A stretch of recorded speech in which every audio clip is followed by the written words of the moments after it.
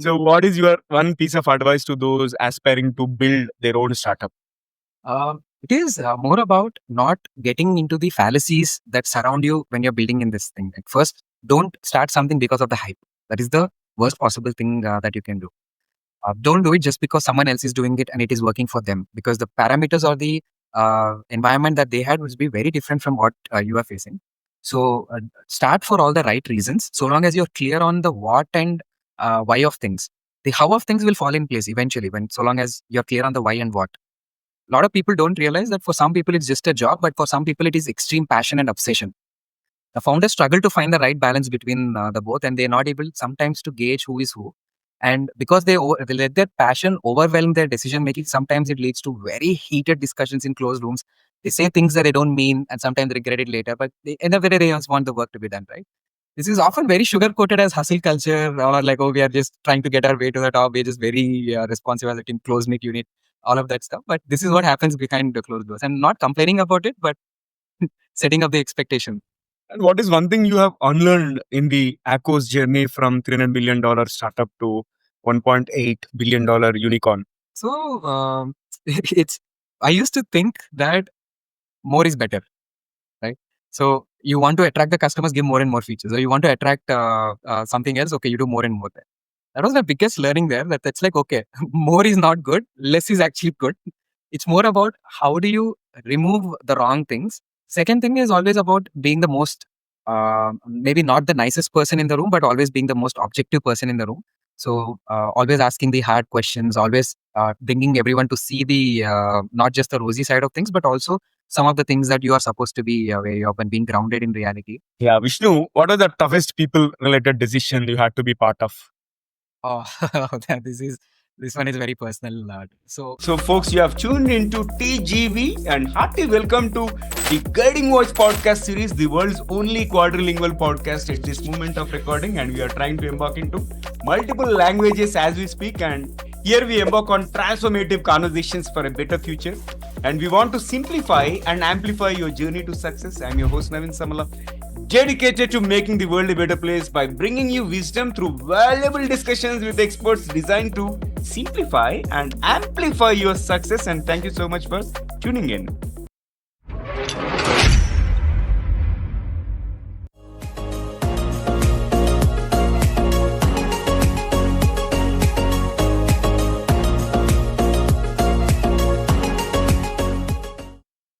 So folks, we are joined by Vishnu Pellakuru. He is a business leader and early stage operator who helped scale Acko, which is an insurance company, from a $300 million startup to a $1.8 billion unicorn. And he has hands-on experience across customer experience, operations, and claims. And he offers rare insights into what it really takes to build high-growth companies in India's tech ecosystem. So before we get started, Vishnu, first things first, why should somebody tune into our conversation today and spend their valuable time with us? Thanks for having me, Naveen. I'm very excited to be here. So startups are all the craze these days, right? Like whether you're a 20-year-old or an 80-year-old, it's all like, okay, startup. That entire shift has happened in the market.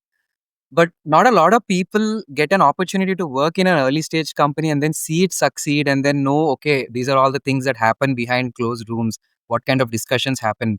In my journey, because I was able to see this very early on at Acko, I've seen things ranging from corporate espionage to hustle and hacky launches. And I would love to share all those insights. So if this is something that interests you, this is the most relevant podcast for those people. Amazing, amazing. So folks, 0 to billion, what building a unicorn really looks like, that is our topic today. But before we get into our topic, here's an exciting twist as always. Let us tickle our guest's brain. So Vishnu, get ready for a rapid fire round of random words. I'll mention a few and I would love to hear the first thing that comes to your mind in response without thinking much. If you're ready, let's dive in. Yep. Hello, I'm Steve Ahern, one of the judges of the Asia Podcast Awards. I'm interrupting this episode to let you know that you're listening to an award-winning podcast. This podcast won its category in the 2024 Podcast Awards, so you know you're listening to quality. Enjoy your listening experience, and congratulations to the team who created this award-winning podcast for you. Okay, my first word is curiosity. Schrodinger's cat. Invention. Nikola Tesla. Future. Expansive. Universe. Marvel. Leadership. MS Dhoni. Life. Exciting. Love it. Aliens. If at all they exist, I'm pretty sure they are not reaching out to us because they've read our Twitter feeds. Okay. Success. It's fail first and then get up again and try. Yeah. Amazing. Startup. Dreams. Business. Uh, Caffeine and chaos. Okay, comes the last one. Career. It's like a con maze. Like you make out what you want out of it. Like you just have to figure out your way around it. I loved your perspective actually. Very unique concepts. And Vishnu, thank you so much for participating in the first rapid fire round. Yes, you heard it right. There is one more rapid fire round toward the end of the episode. So really appreciate it. And first of all, hearty welcome to the Guiding Voice platform. And thank you so much for being part of our journey in shaping the careers and lives of millions across the globe. How are you doing today?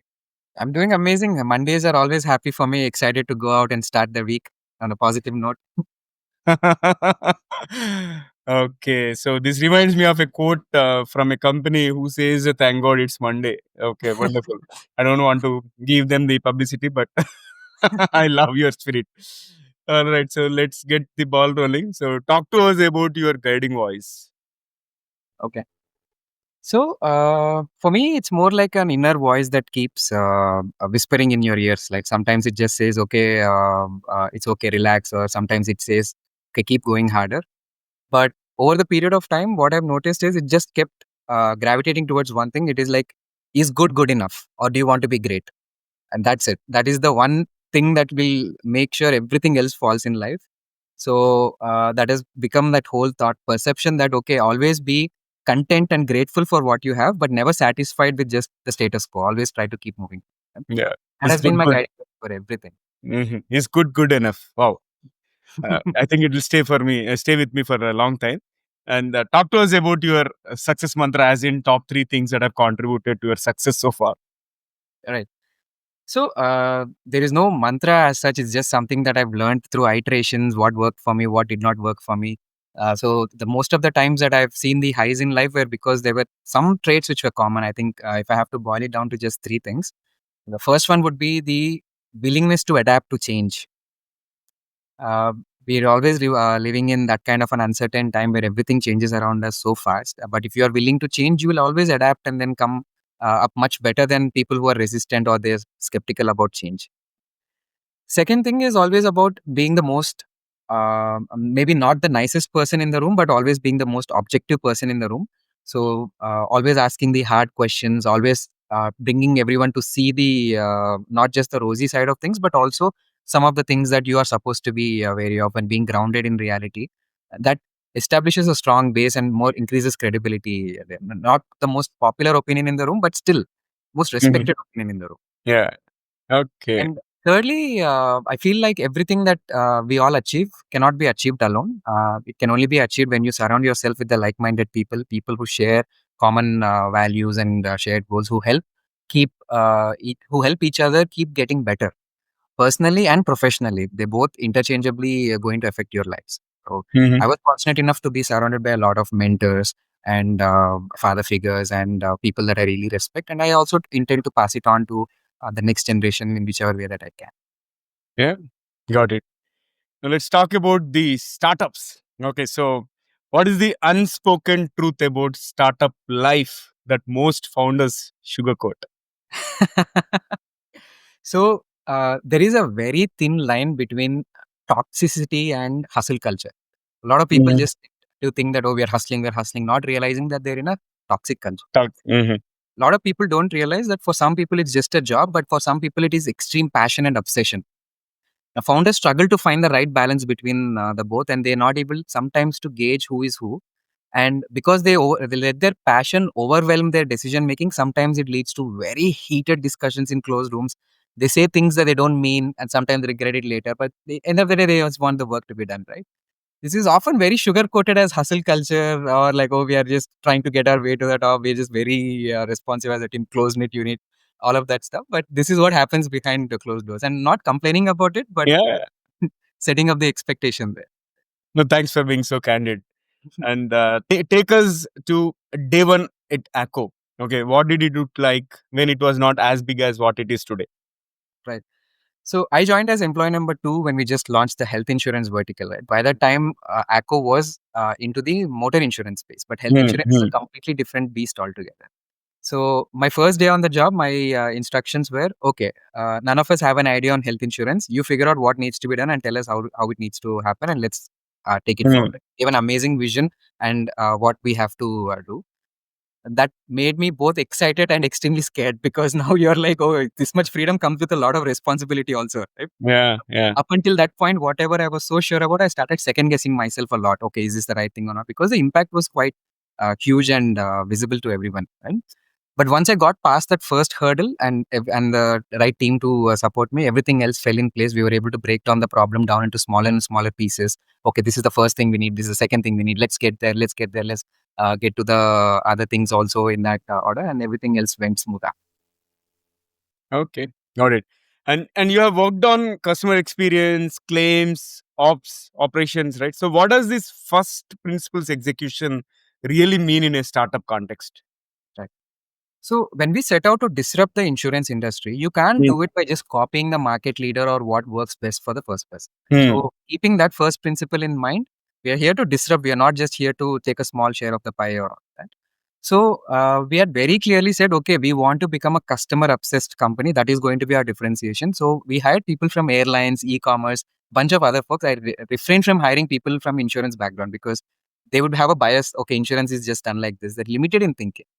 So scratching all of that, it's a lot of effort in the initial years, because getting them to train insurance, because you can't teach values, you can teach subject matter, right? So all these people come with that right customer obsession Mhm. mindset, hired Mhm. them and then trained them on insurance a lot, and then got them to deliver exceptional results. Otherwise, it's not possible to scale at the scale at which we did. Hmm. Okay. And when there is chaos everywhere and no structure, right? How do you still keep moving? That is what usually happens in startup. Correct. So, what we mean as chaos is actually just a lot of moving pieces. Like there are some things which we are hinging on in marketing or finance or operations. All of those keep changing depending on one focal point. Right? What is your focal point changes from company to company and the vision and at which stage the company is operating. For us, it was always about doing right by the customer. So we wanted to differentiate ourselves as a brand known as customer. So that was the focal point. Around that, everything else had to stabilize, right? So now all the moving pieces and chaos will fall in place, saying that, okay, what is in it for the customer? What does it mean for the internal teams? What does it mean for the external teams? Okay, customer, it means this, let's do this. So that brought a lot of structure to the chaos. We Hmm. know that a lot of those things need to be addressed, but how do you prioritize what and now solve one thing at a time, right? When you're building a company, you have to pick the most important and most impactful things to solve, and then deal with the chaos along the way. That was Okay. what really helped us. Hmm. And also, what differentiates this founder DNA from operator DNA, and where is the overlap, if at all there is any overlap? That's a great question. So, what I have observed is both of them have one thing in common. Okay, they're all working for the best interest of the company. Right? It's not like they have any other different agenda. But founder goes one step beyond. He's thinking long term. Founder is always he or she always thinks about long term brand value for the company. What does it mean for the business? What does it mean for the customer? What does it mean for the entire ecosystem? They're thinking much more long term. Whereas an operator probably is much more tunnel visioned, that they only look at, okay, I have to hit my top line numbers, my bottom line numbers, revenue targets, cost reduction, efficiency chapters, and they achieve those numbers. I'll give you an example to explain this much better. Right? Yeah, yeah. So a typical marketing discussion was happening where we had the best marketing team, by the way. Our marketing team is phenomenal. You might have seen all the Minerva and Circuit ads and all these campaigns. Yeah, yeah, yeah. Perform every other campaign, right? So their pitch was that we have a certain budget, let's say a 10 million or $20 million budget for marketing this year, and a standard plan for how do we spend that budget on SEM or Google ads and all of that, which gives you stable business. This is what every insurance company does. And they would have delivered all the results also. But now Varun comes in, he's the founder of Acko. He comes in and he's like, okay, uh, this is a decent plan. It has worked for us in the past, but there is no innovation here because every year Google is going to become richer, but we'll just be getting business and dependent on them. Rather, why don't we invest that same $20 million budget in acquiring some content companies that can give us organic traffic later on? I was like, an out of the box thinking, no one really thinks of that because you're not thinking long term, not just meeting your objectives this year, making it more cost efficient later. So that was the one thing that I really liked about the founder DNA. They think much more than just, okay, meeting your numbers or hitting your targets and stabilizing the business. Yeah, good one. And what is one thing that you have noticed in successful startup founders that most people miss? So, a lot of things actually, but I think the most important or pivotal thing is the ability to assimilate information. Okay? Mm-hmm. The same amount of time, a 20-minute interaction, if a founder has with a group of people, he is able to extract so much more information, actionable information, than a layman, right? What kind of questions do you ask? Where do you skip? Where do you go deeper? What kind of second level, third level, fourth level narratives do you need to get into? So founders are very good at gathering insights, not information. Other people just consume information or opinions, but founders go deeper and deeper into insights that they can act on for business decision making. That's one thing that I found very common across most successful founders. I see. Also, walk us through a moment where the company had to completely pivot under pressure. Mm. So when we all launch a business, when we don't, we know we operate with a lot of unknowns, right? Like all of those things are things that you uncover only when you start getting yourself knee deep into it. One such thing was a customer acquisition strategy. So earlier we had a customer acquisition strategy of acquiring all B2B partnerships with white collar clients. And the idea was that if you acquire the right kind of people who have the right kind of spending power, that you will be able to extract more value from the users by selling them the right products, which is the best approach. But what we learned from the market was the PMF was a little itchy, right? It wasn't showing the results at the level at which we were hoping to see. And that was a good pivot point for us that, okay, now we need to start being right by the investors as well and for the business. So now we pivoted to a more D2C and partnership-led approach of gathering business while letting the B2B business also run on the side. So this is just a testament to how fast, or you should have an extreme bias for action. Go, iterate, do the right experiments, learn, and pivot when the right timing is there. When you have enough data that you've gathered, just pivot there. So that's exactly what we did. And that's yielding very good results for us. Okay, got it. Also, diving deep into these startups, right? So, when does a startup know it's time to change the go to market strategy or the product strategy? So, what kind of signs should we look for? Uh, I okay. I'll probably break this down into 2 or 3 Yeah, different yeah. segments. Mm-hmm. So the first indicator is that you have extremely long sales cycles, like what you had predicted. Earlier, you would have predicted that we would be closing clients at this particular rate, and now you see those sales cycles are much longer. That means that you have to go back and question your product market fit or your customer acquisition strategy. These are very early indicators of that. That's number one. Number two, if your engineering teams or product teams or operations teams are now working time on solving problems which was not even part of the initial plan, that means that there's either you have to take a pause now and look back at what is the gap in your go-to-market strategy, or why is it that your teams are spending time on unplanned work or unplanned efforts or problem solving, right? That's the second biggest red flag, I would say. And the third and important thing is also the customers are not using your product the way it is intended to be. Yeah, yeah. If you would have intended your product to be used a certain way or consumed a certain way, their understanding of the product is different, even though it might lead to a short-term improvement in sales, but long-term, it'll have a great effect on your customer churn, lifetime value, and brand value. So you'll have to be very mindful of these 3 things and then assess if you need to pivot or pause or take a step back and then go aggressive later. Mm-hmm.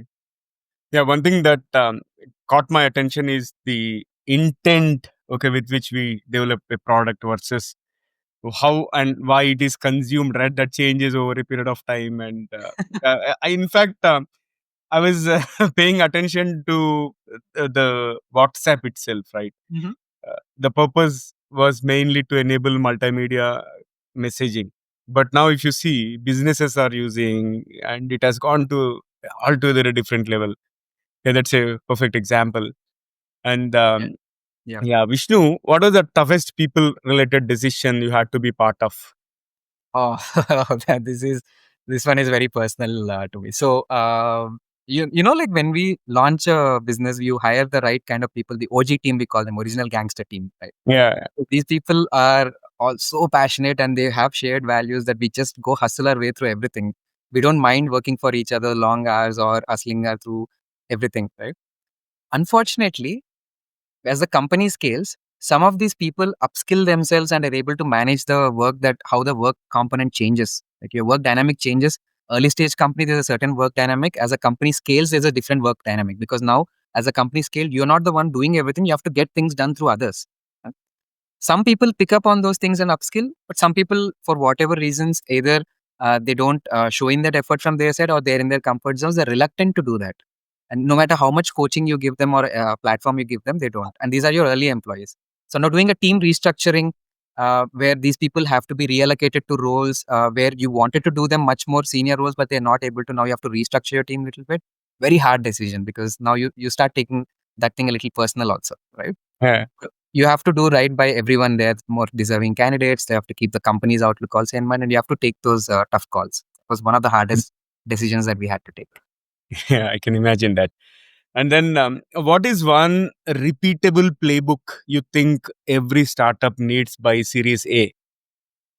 Uh, so I can talk about that changes from the nature of your business. Like a B2B focused company has a different playbook versus a D2C. So I'd probably talk about D2C brands now. And a D2C brand really needs to crack down its customer acquisition strategy, because that'll either make the business succeed or burn a lot of money and die down eventually. Right? Because D2C brands have this whole fallacy that, okay, we have a unit economics sorted, it is making sense. And they say, okay, the more money we burn and more customers we acquire, we'll be able to scale the business at that point in time. Which is probably true for some businesses, like maybe Zepto or Swiggy or Zomato are proving that, but may not be true for all businesses unless you have all of your assumptions validated. So if you don't have your customer acquisition strategy sorted, on how am I going to acquire the customers the right way, and what are my alternatives in case this doesn't work, what are my alternatives. Otherwise, your entire time and effort will go into only fundraising and then being on survival mode rather than thriving mode. If you have this sorted, then you can be on a thrive mode. You don't have to be on survival mode. Okay, good one. And if someone is building for Bharat, India, in a tier 2, 3 town or a city, what is a non obvious lesson you would share? So fortunately or unfortunately, most of the businesses first focus on the metro cities and then go try to penetrate into tier 2, Yeah, tier yeah, other cities, right? But only a person who understands data knows that the real money is in Bharat. But penetrating Bharat is very hard. yeah. And biggest nuance there is because it is not like these people have disposable income at that level where they're willing to experiment and try it out, right? Like early adoption is going to be little low. Physical touch point creation and trust creation is the main game to be played there. There, you just hire a brand ambassador or do large scale marketing activities or advertising activities. It's only going to give you so much scale and so much business. The real value comes from micro influencers or people you know, the network effects, word of mouth, and how physical trust is being created for all of them. That is where the real differentiator lies. And that's why no one wants to start from there and then come to the city. They want to start from there and go there, because it's both a time consuming and high intensity and high effort item to pick up. Mm-hmm. Okay. And what is one thing you have unlearned in the Acko's journey from $300 million startup to $1.8 billion unicorn?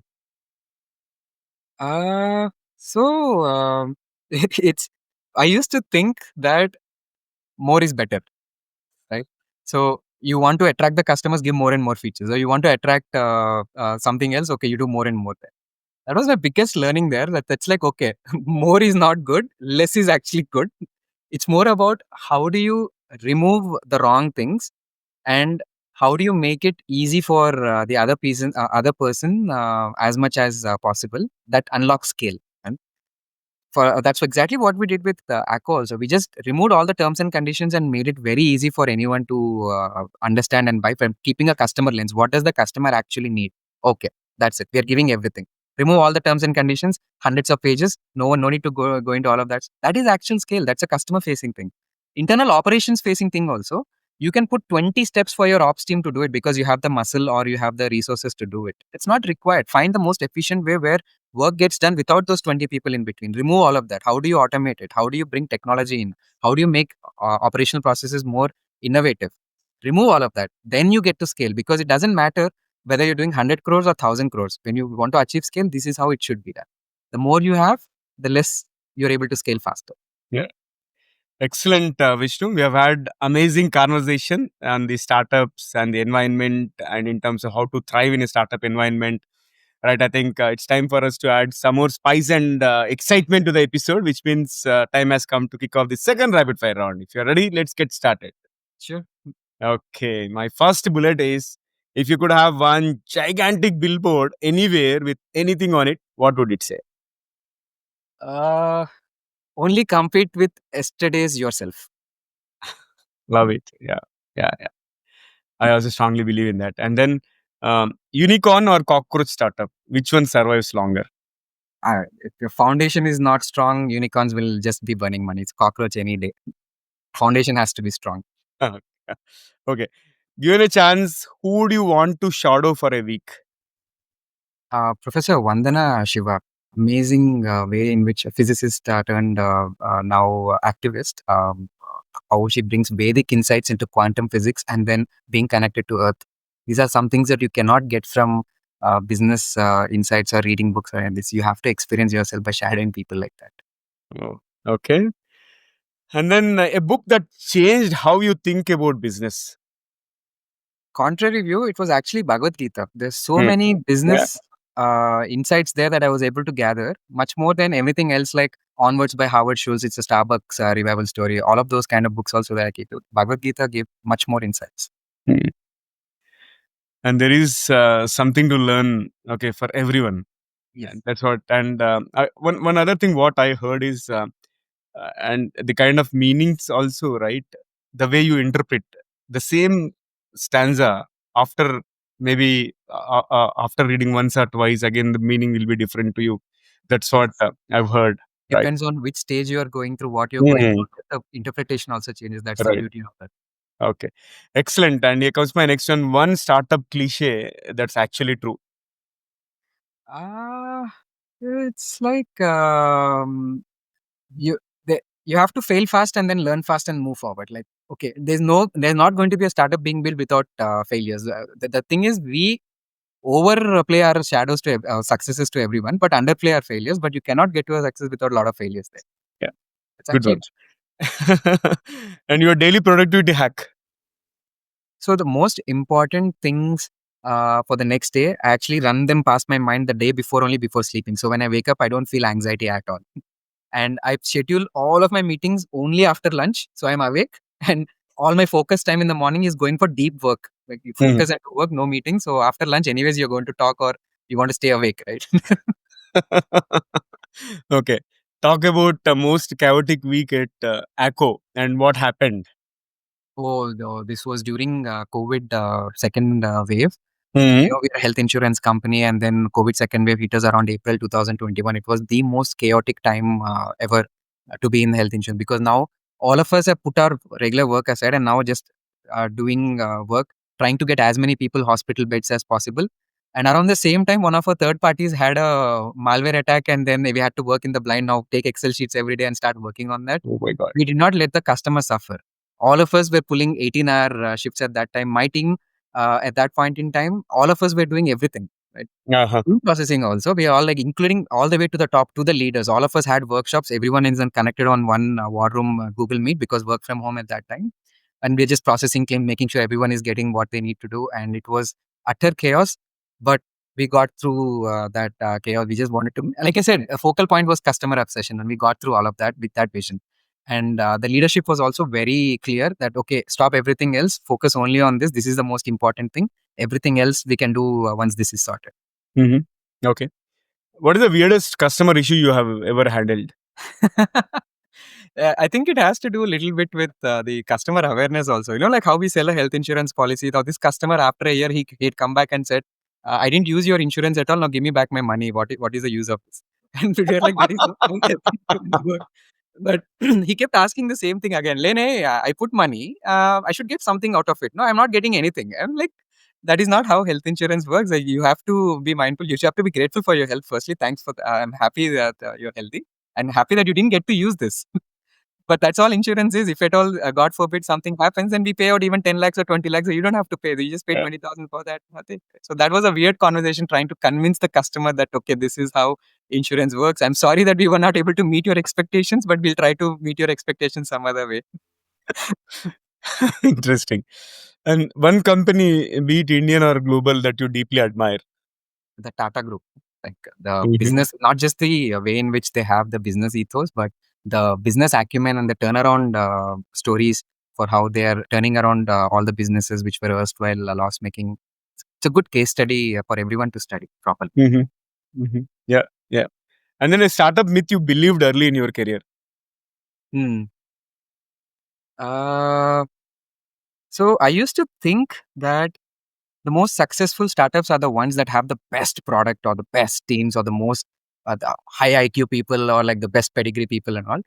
But more and more I see the successful startups come out, and the kind of people building them, it's all people who are very fast in execution and people who put themselves out there, that are the ones that are succeeding much more than this. You can have a subpar product so long as it is getting solving the customer problems. But if you have an execution heavy team which is so good in executing it and the passion to thrive for it, they beat top talent any given day. Conquer. Okay, here comes the last one for the second rapid fire round. What is one electronic gadget or a fantasy gadget that you like to see or invent yourself? Okay, since you're saying it's fantasy, I would love to have a device that connects to my brain, which makes me want to eat healthy and want to work out and want to stay in a physical, active lifestyle. Not because I have to do it, but now my brain is signaling to my body that, hey, you enjoy eating this food, go eat this healthy food. And of course, there should be an off switch for some cheat days. Majority of the days, this would be the best fantasy device ever to have been invented.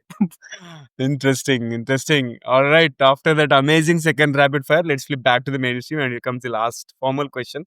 So, what is your one piece of advice to those aspiring to build their own startup?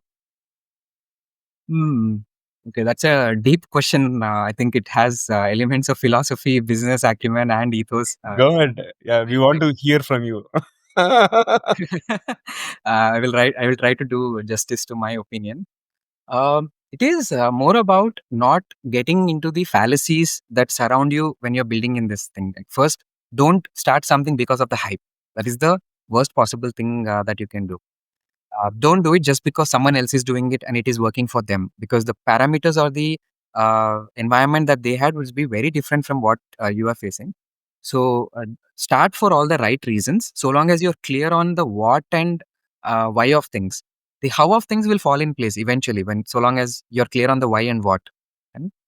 And also try to solve real problems rather than just trying to repackage existing solutions in a much better way. And that those also see success, but that requires a lot of different kind of approach towards business. If you really want to succeed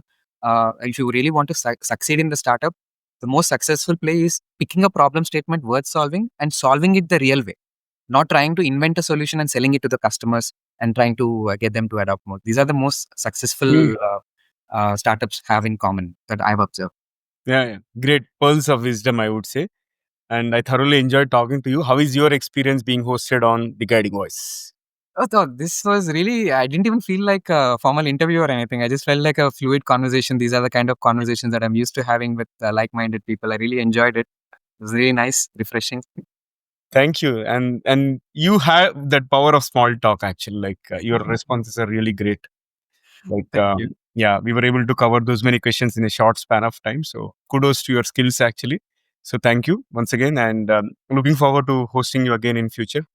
And I wish you all the best in everything that you do, Vishnu. Thanks a lot, Navin. I also look forward to coming back and sharing more thoughts with you. All right. So, friends, that was our episode with Vishnu Pellakuru. And before we jump into the fun trivia section, we have a quick request. If you have enjoyed the conversation and found it useful, request you to share with at least 3 of your friends or colleagues who would also like TGV. So, spread the knowledge and help others grow just like you. Also, if you are listening to this episode on YouTube, if you are listening to this episode on Spotify or Apple Podcasts, do hit the follow button and also leave a rating or review so that it will reach wider audience. All right, now it's time for us to cruise into the trivia segment. And today's trivia is about the first unicorn and also the origin of the term unicorn. Let me talk about the origin of the term unicorn in the startup world. Okay, the term unicorn was coined in 2013 by venture capitalist Eileen Lee, okay, who is a founder of Cowboy Ventures. In her article titled Welcome to the Unicorn Club, Learning from Billion-Dollar Startups, she used unicorn to describe privately held startups valued at $1 billion or more. And she picked up the term unicorn because such valuations were extremely rare at that time, much like the mythical creature itself. And if I talk about the first ever unicorn startup, to be honest, there is no single first unicorn because the term came later. But the earliest companies that would have retroactively qualified include Facebook, which was launched in 2007, reached a $1 billion valuation after its Series C funding round. And Google, while it went public in 2004, it would have crossed unicorn status in early 2000s itself. YouTube, which was launched in 2006, valued at $1.65 billion when acquired by Google. So the fun fact is that when Eileen Lee introduced the unicorn concept, there were only 39 unicorns. But today, there are about 1,200 unicorns globally. All right. So that is all about unicorn. And likewise, if you're aware of any other interesting facts related to unicorn or whoever is the unicorn founder that you would like to see on TGV, do let me know. So, folks, that's it for today. Thank you so much for tuning in and also for being part of our awesome TGV family. So, until next time, take care, stay inspired, and remember the best is yet to come. Goodbye for now. See you all in the next episode with another amazing guest. Take care. Love you all. Bye bye.